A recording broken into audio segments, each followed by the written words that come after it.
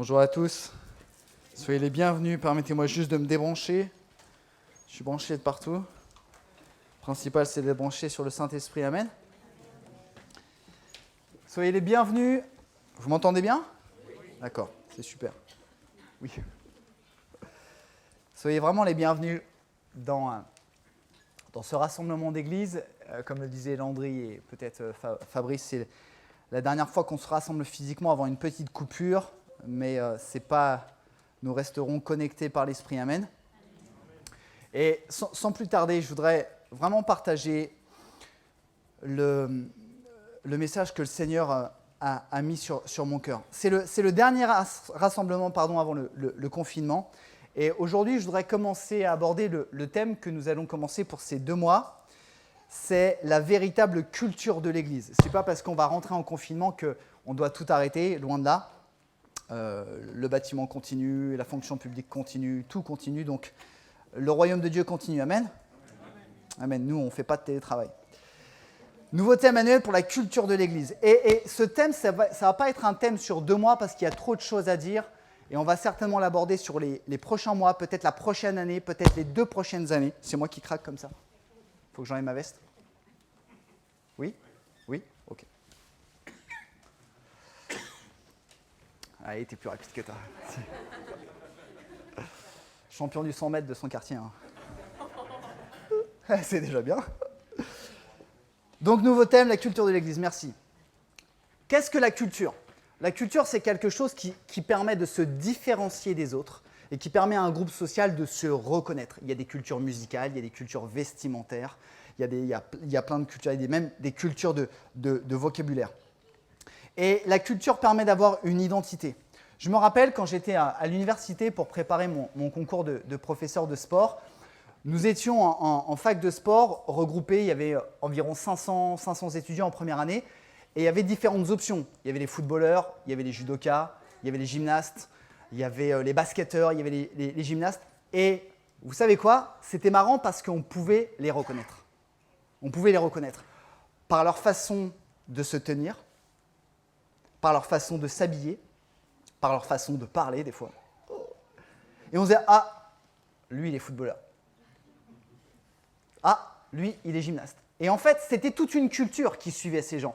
Et chacun se ressemblait. Alors pour donner quelques exemples, les basketteurs ils s'habillaient tous larges. J'ai jamais compris ça, en fait. Ils s'habillaient tous larges, ok? Souvent les gymnastes s'habillaient tous serrés. Est-ce que c'était juste au corps? Je ne sais pas. Bon, bref. Et il y avait cette culture, tout le monde se reconnaissait. Et c'est important d'avoir une culture. Et je crois qu'il est important pour nous de revenir à la véritable culture de l'Église comme Jésus-Christ définit l'Église. Amen. Et la première question que je nous pose ce matin, c'est quelle identité pour l'Église en 2020? Quelle est la culture de notre Église? Quelle est la culture de l'Église avec un grand E en 2020? Plus nous comprendrons ce qu'est l'Église, écoutez bien, plus nous comprendrons ce qu'est l'Église avec un grand E, plus nous nous rapprocherons de ce que Jésus-Christ attend de l'Église. Amen? Vous êtes toujours avec moi? Et nous devons, je dois, tous ensemble avoir un renouvellement de l'intelligence. On doit être vraiment éclairé par le Saint-Esprit parce que souvent, on fait des erreurs dans ce qu'on comprend.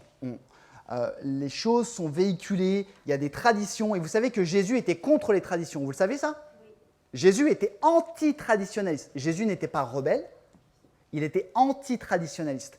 Et nous aussi, nous devons faire attention aux idées reçues sur l'Église. Les idées qui ont été véhiculées dans nos milieux, que peut-être nos parents, nos grands-parents, nos amis ont véhiculées et qui ne sont peut-être pas justes. Je donne un exemple, une anecdote. Il y a quelques semaines de ça, Isabelle, ma femme et moi, on a décidé de changer de matelas. Notre matelas commençait à être vieux, donc on a commencé à faire des recherches. Et donc on arrive, et dans notre tête, un matelas, pour être confortable, ça devait être dur, ferme. Donc on arrive tout content dans le magasin. Bonjour, on voudrait changer de matelas. Ah oui, très bien, monsieur, madame. Alors on voudrait un matelas hyper ferme. Et là, la dame nous regarde et elle nous dit « Pourquoi ?» Nous, contents, parce que le matelas c'est ferme et puis c'est bien. Ah non? Ah bon? Ok. Et donc la dame nous tend un peu, j'allais dire l'évangile du matelas.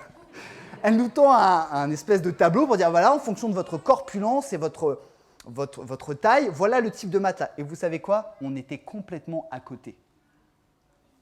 Donc, je vous le dis, si un jour vous voulez changer de matelas, enfin, okay, il ne faut pas forcément que ce soit dur. Donc, du coup, on n'a pas pris un matelas dur. C'était un peu déstabilisant au départ. Et c'est un peu ça avec notre conception de l'Église. On a une bonne conception de l'Église. Pour moi, l'Église, elle doit être dure. Elle doit être ferme, elle doit être comme ça. Mais est-ce que c'est la véritable définition de l'Église que Jésus a donnée? La première chose, je voudrais introduire et juste aborder rapidement quelques points. La première idée phare de ce que nous allons étudier l'Église Vie et Foi, c'est que l'Église est une assemblée de croyants, pas un temple. Vous pouvez dire Amen si vous êtes d'accord, ou je suis d'accord si vous êtes d'accord, ou I agree en anglais. Ne le dites pas si vous n'avez pas d'accent.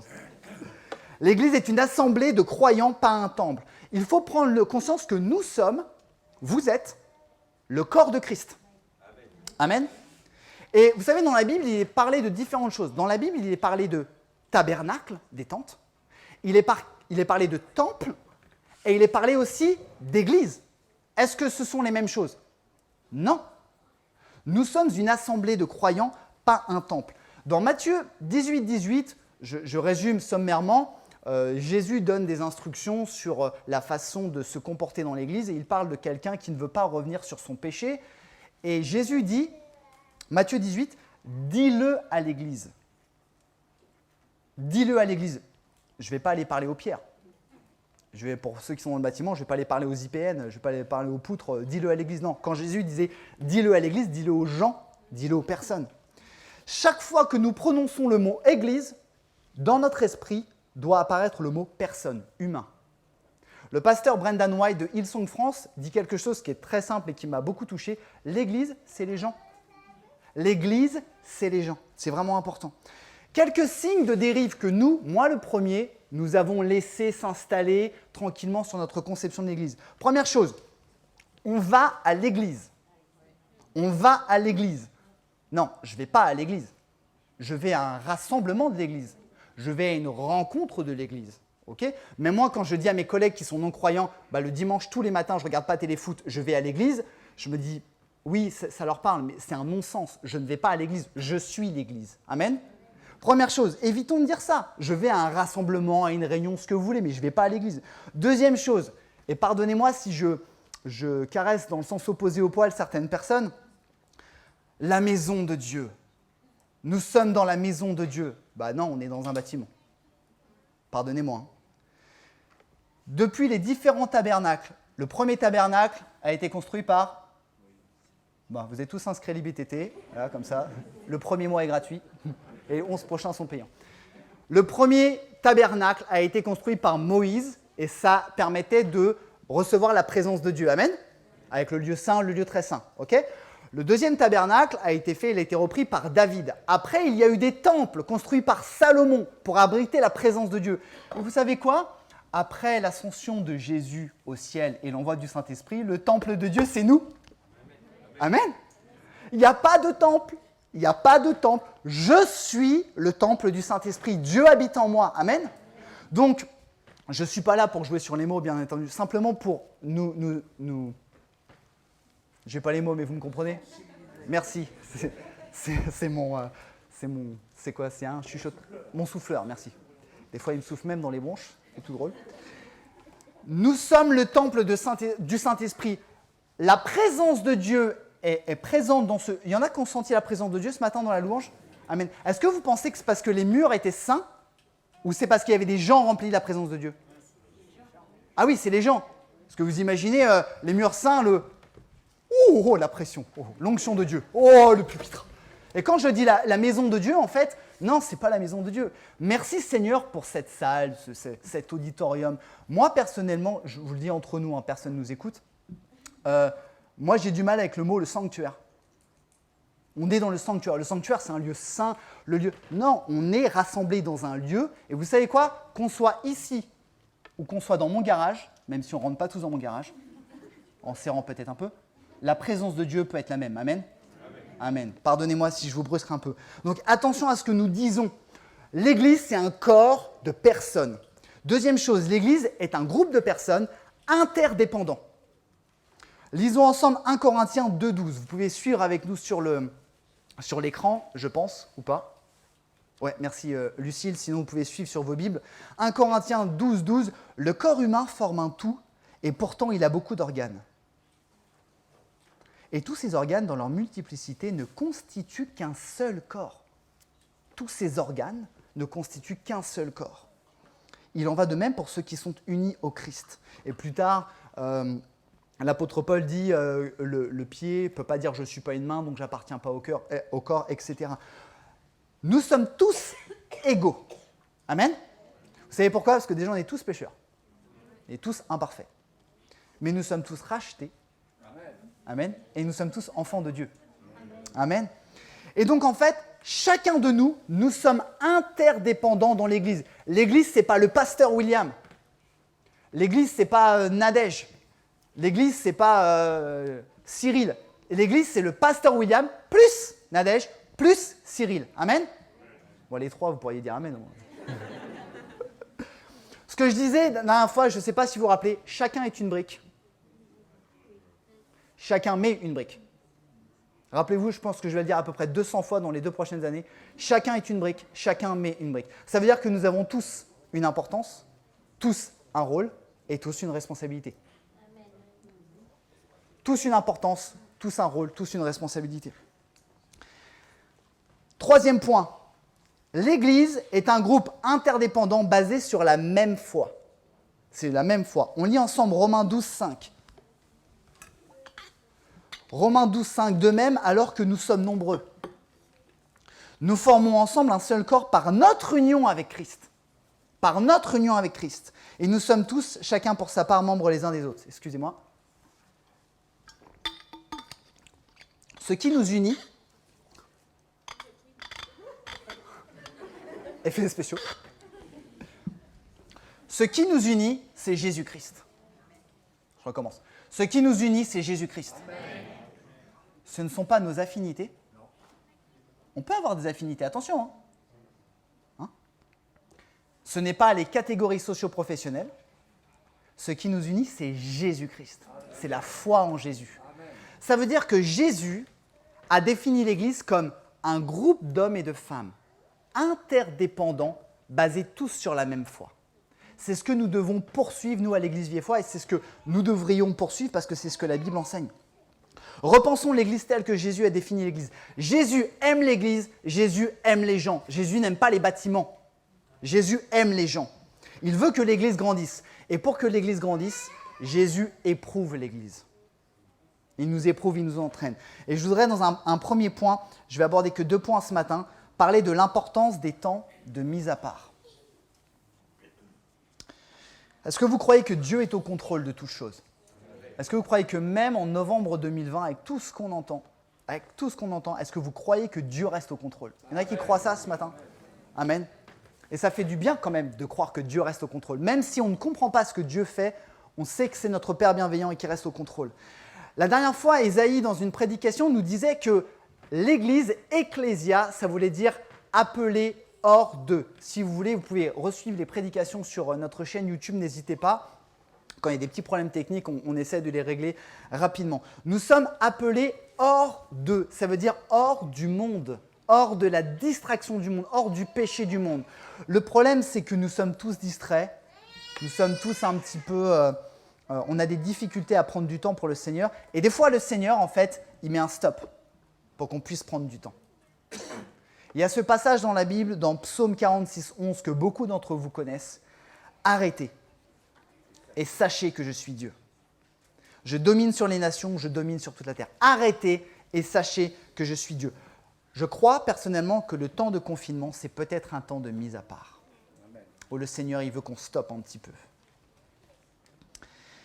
Et vous savez quoi? Je crois, personnellement, je suis intimement convaincu, et j'espère ne pas être le seul dans cette assemblée, que le temps de confinement est un temps favorable pour la croissance.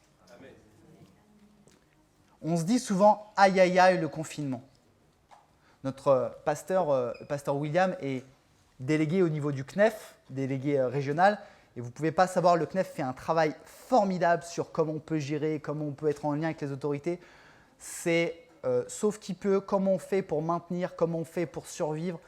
Moi, je crois qu'il y a plus.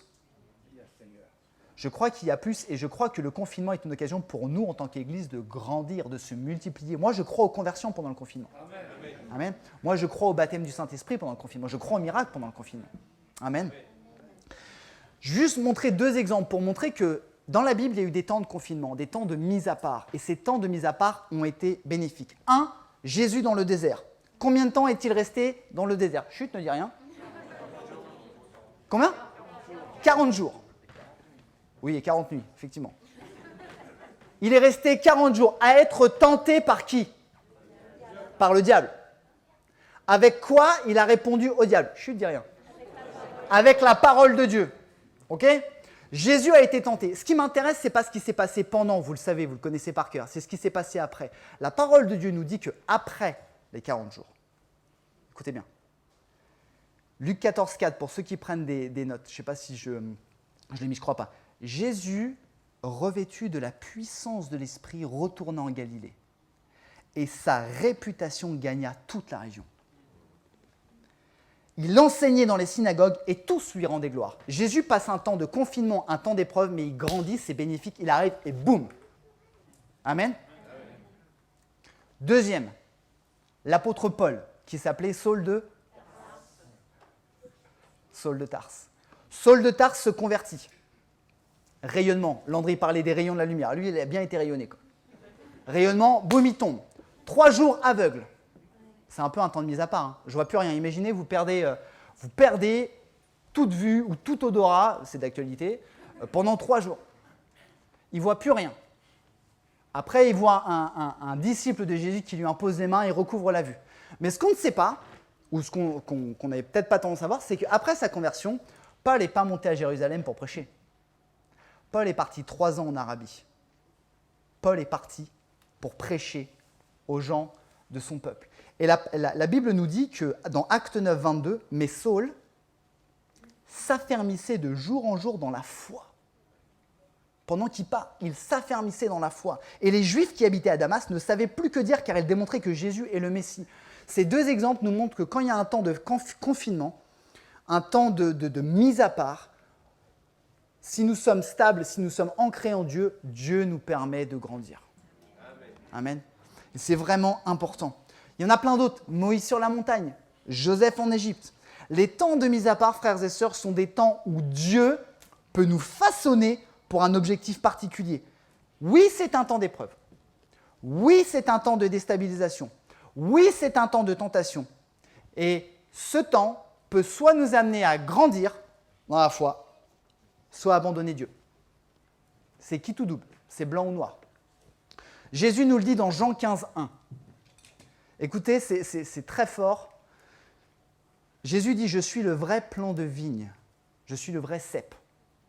Je suis le vrai plan de vigne et mon Père est le vigneron. » Écoutez, c'est énorme. Tous les sarments en moi qui ne portent pas de fruits, il les coupe. Autrement dit, si tu ne portes pas de fruits, si je ne porte pas de fruits pendant le confinement, je vais dégringoler spirituellement. Par contre, et tous ceux qui en portent, il les taille afin qu'ils produisent un fruit encore plus abondant. Ça me rappelle un peu la parabole des talents. Celui qui a bien fructifié, on lui a donné encore plus. Celui qui n'a rien fait, on lui a tout retiré. Et le Seigneur veut que nous puissions, pendant ce temps de confinement, grandir. Est-ce qu'il y en a qui veulent grandir pendant le confinement? Amen. Vous savez quoi? Le confinement est le temps pour nous d'enlever notre bouée. La bouée canard. Vous connaissez la bouée canard? Non? Oui, merci Nicole. Tu ne sauras si tu sais nager que si tu enlèves ta bouée.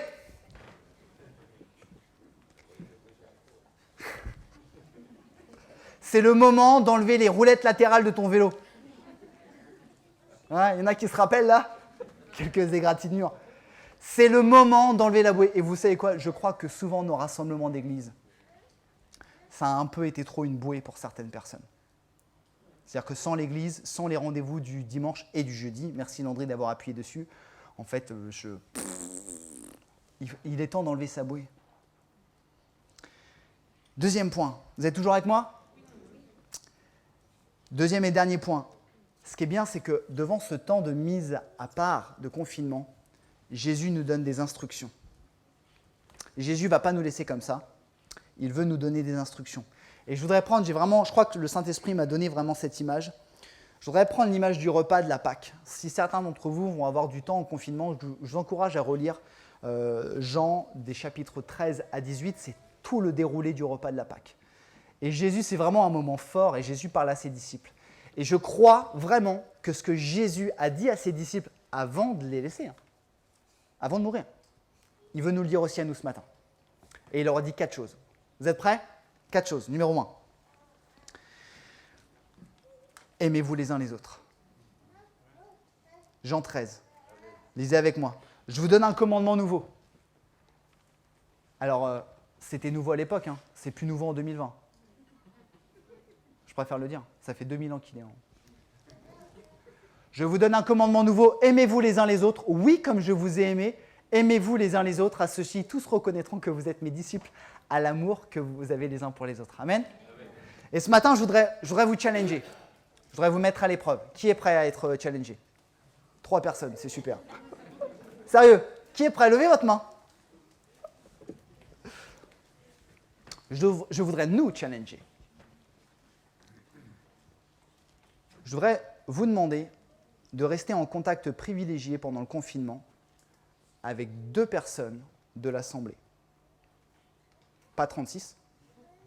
2 personnes. Votre femme est exclue de ces personnes. Vos parents sont exclus. Vos amis sont exclus. OK? Restez en contact privilégié. C'est quoi? C'est un SMS, c'est un coup de téléphone. Salut mon frère, comment tu vas? Comment s'est passée la semaine? Et vous savez quoi? Soyons fous. On peut même prier au téléphone ensemble. Oh! Waouh! Il n'y a pas besoin de faire 3 ans d'IBTT pour ça. Je n'ai pas entendu. Restons en contact. C'est facile de s'aimer le dimanche. On se voit, on a tous rendez-vous. Par contre, en semaine, c'est un peu plus compliqué. Parce qu'il faut que je prenne mon téléphone, il faut que je pense au frère, à la sœur, puis il faut que je pense à quoi lui dire. Et bien ça, c'est un bon signe qu'on montrera que nous nous aimons les uns les autres, que nous prenons soin les uns des autres. Amen. Gardez ça dans votre cœur. Mettez ça en prière. Alors, prenez le temps de prendre vos numéros de téléphone, parce qu'après, on ne se voit plus, mais c'est important. Deuxième chose, très importante, et je crois que ce message, cette parole est pour beaucoup d'entre nous ce matin. Jésus a dit à ses disciples et nous dit ce matin que votre cœur ne se trouble pas. Je crois que c'est en ligne directe avec la parole, la prophétie que notre frère Cyril a portée ce matin, que votre cœur ne se trouble pas. Jésus 14, 1. Que votre cœur ne se trouble pas. Ayez foi en Dieu. On est à l'église Vie. Ok. Ayez foi en Dieu, c'est le passage de fondation de notre assemblée quand même. Faut juste le noter. Fait partie de la culture de notre église. Ayez foi en Dieu. Le Seigneur nous dit, ne vous troublez pas, que votre cœur ne se trouble pas. C'est comme si le Seigneur nous disait, ne regardez pas trop BFM TV. Ça sert à rien. Sauf si vous voulez un deuxième ulcère. Que votre cœur ne se trouble pas. Est-ce que vous avez remarqué que les gens autour de nous, ils flippent? Ils n'ont pas peur, ils flippent, excusez-moi pour le mot, mais ils sont en transe. Ok, c'est l'idéal pour nous, chrétiens, de montrer que nous avons la paix. Et dire, bah écoute, sans faire les fanfarons, dire, écoute, moi je crois en Dieu, je crois que Dieu nous protège, je crois que Dieu est au contrôle. Je n'irai donc pas à Super U faire mes courses. La semaine prochaine. J'irai voir donc mon frère, avec qui je prends un contact privilégié. Je prierai avec lui sur son rayon, entre le mouton et le bœuf. Troisième chose, Jésus nous dit, suivez mes enseignements. À distance, en confinement, pendant ce temps, suis mes enseignements. Où est-ce qu'on trouve les enseignements de Dieu? Dans la parole de Dieu. Jean 14, 15, si vous m'aimez, vous suivrez mes enseignements. On va vous donner des informations plus tard pour vous dire qu'il y aura des rencontres en ligne, tout ça. Mais rien ne remplace ta Bible. Rien ne remplace ta Bible. Quatrième chose. Non, je ne vous laisserai pas seuls comme des orphelins. C'est ce que le Seigneur a dit à ses disciples. Jean 14, 18, non, je ne vous laisserai pas seuls comme des orphelins, mais je reviendrai vers vous. La parole de Dieu nous a dit que Jésus s'est montré avant de monter au ciel. Et ce qui est intéressant, c'est qu'un peu plus tard, le Seigneur Jésus parle du Saint-Esprit. Et il nous dit qu'il va nous laisser le Saint-Esprit, qu'il va nous envoyer le Saint-Esprit de la part du Père. Et vous savez que le Saint-Esprit, c'est le paraklétos. Le paraklétos, ça veut dire en grec « celui qui aide ». Le Saint-Esprit est celui qui t'aide pendant le confinement. Le Saint-Esprit est celui qui t'aide à aimer ton frère, ta sœur pendant le confinement. Le Saint-Esprit est celui qui t'aide à suivre les enseignements de Jésus pendant le confinement. Et le Seigneur nous dit « je ne vais pas vous laisser seuls », même si vous n'allez pas voir vos amis, vos frères et sœurs, peut-être votre famille.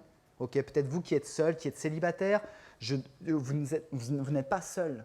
Vous n'êtes pas seul. Il y a ma parole, il y a le Saint-Esprit. 4 choses que le Seigneur nous dit. Aimez-vous les uns les autres, que votre cœur ne se trouble pas. Suivez mes enseignements. Non, je ne vous laisserai pas seul comme des orphelins, je vous donnerai le Saint-Esprit. Amen. Je voudrais conclure. Ça ne va pas être plus long. Nous vivons trop, je pense que certains vont être d'accord avec moi, je crois que nous vivons trop notre relation à Dieu à travers les rassemblements d'église. Beaucoup trop. C'est important, je suis un fervent défenseur de l'église locale. Il y a des gens qui sont pour l'église locale ici ? Si vous êtes là, c'est que vous y croyez. Mais je crois que l'effet pervers, c'est que certains d'entre nous, nous vivons trop notre relation à Dieu à travers la bouée, à travers l'église. Dieu recherche des hommes, Dieu recherche des femmes et Dieu recherche des enfants qui sont capables de développer une réelle intimité avec lui. J'insiste sur les enfants aussi. L'Église est puissante quand chacune de ses parties est puissante. Vous et moi. L'Église porte du fruit quand chacune de ses parties porte du fruit. Chacun d'entre nous. Vous savez, ce que Jésus a enseigné à l'époque était novateur, très novateur. Et les gens, ses disciples, ont eu besoin d'une remise à zéro de ce qu'ils croyaient. La loi, l'enseignement des pharisiens, c'était assez risqué. Est-ce que nous, aujourd'hui, on n'a pas besoin d'une remise à zéro sur toutes les idées qu'on a sur l'Église, sur le fonctionnement de l'Église, sur ce que devrait être l'Église ? Est-ce qu'on n'a pas besoin à un moment donné de revenir à ce que Jésus-Christ a dit de l'Église ? Est-ce qu'on n'a pas besoin de sortir de nos fonctionnements un petit peu des fois évangéliques, où c'est bien les structures, c'est très bien. Merci Seigneur pour l'ordre. Vous savez, ce qui compte, ce n'est pas le nombre de personnes qui se rassemblent dans le bâtiment. Ce qui compte, c'est le nombre de cœurs qui sont liés à lui. Amen. Et je crois que, avant de se séparer ce matin, et puis avant de passer vraiment un temps d'information, je crois qu'on a besoin de se mettre devant le Seigneur pour pouvoir bien partir dans ce confinement. Pour se dire, ce confinement, Seigneur, ce temps de mise à part, je vais l'utiliser pour grandir. Quand je reviendrai dans ce lieu, je serai un homme nouveau, une femme nouvelle, un enfant nouveau. Il y en a qui ont ça à cœur. Moi, c'est ma prière. C'est ma prière. Et je crois vraiment qu'on peut utiliser ce temps aussi pour laisser le Saint-Esprit nous renouveler. Jésus a dit à ses disciples, « Je ne vous laisserai pas orphelins. Je vous laisse le Saint-Esprit. » Le Seigneur veut te dire ce matin, je te laisse le Saint-Esprit. Peut-être qu'il y en a qui ne sont pas baptisés du Saint-Esprit. Je crois personnellement ce matin que vous pouvez être baptisés dans le Saint-Esprit. Peut-être que ça fait longtemps que vous ne parlez plus en langue. Peut-être que votre parler en langue ne se développe pas. Je crois que ce matin, vous pouvez être renouvelé dans l'Esprit de Dieu. La parole de Dieu nous dit que quand Jésus était dans le désert, il était rempli de la puissance. Est-ce que tu veux rentrer chez toi vide ou en moitié vide, ou est-ce que tu veux rentrer chez toi rempli de la puissance de Dieu ?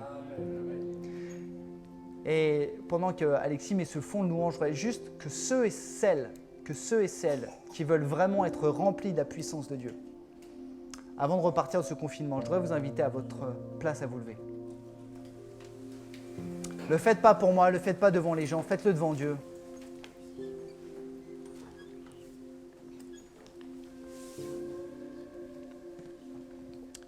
Et je voudrais qu'en tant qu'Église, l'Église c'est un groupe de personnes, donc je ne vais pas prier. Je vous propose que toute l'Église prie ce matin. Et je voudrais vous inviter, sentez-vous libre, en signe symbolique, simplement, à tendre vos mains, en signe de réception. Et est-ce qu'on peut tous, à notre place, commencer à élever la voix qui que tu sois, si jamais tu n'es pas baptisé dans le Saint-Esprit, si jamais tu désires ardemment le Saint-Esprit ce matin, demande à Dieu de te baptiser maintenant dans le Saint-Esprit. Demande à Dieu de mettre des mots de l'Esprit dans ta bouche. Si tu es baptisé dans le Saint-Esprit, demande au Seigneur de te renouveler. Là où tu es, commence à prier le Seigneur, que toute l'Église commence à prier maintenant. Qui que tu sois, si tu fais partie de l'Église, que tout le monde puisse prier. Tous ensemble, prenons ce temps avant le confinement. Soyons remplis au nom de Jésus.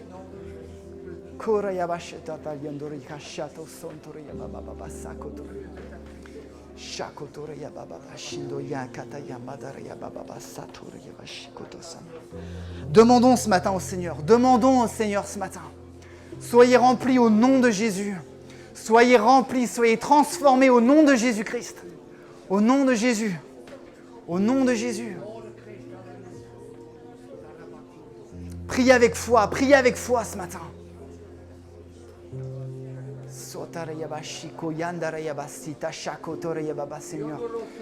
Seigneur, nous sommes devant toi ce matin et nous voulons vraiment, Seigneur Jésus, être remplis, Seigneur, que tu puisses nous permettre, Seigneur Jésus, que tu puisses nous permettre d'être remplis de la puissance de ton esprit, Seigneur Jésus. Que tu puisses nous permettre d'être remplis de la puissance de l'esprit pendant ce confinement, Seigneur Jésus. Nous avons besoin de toi, Seigneur Jésus. Nous avons besoin de toi. Nous avons besoin que tu puisses nous utiliser, que tu puisses nous transformer et nous appliquer ta parole, Seigneur Jésus. Continuons vraiment à demander au Seigneur. Commençons à recevoir. Commencez à recevoir l'Esprit de Dieu. Commencez à ouvrir votre bouche. Parlez, commencez à parler, à prononcer des mots dans la langue de l'Esprit. Sentez-vous libre. L'Église est un groupe de croyants, est un groupe de personnes. Que l'Église prie ce matin.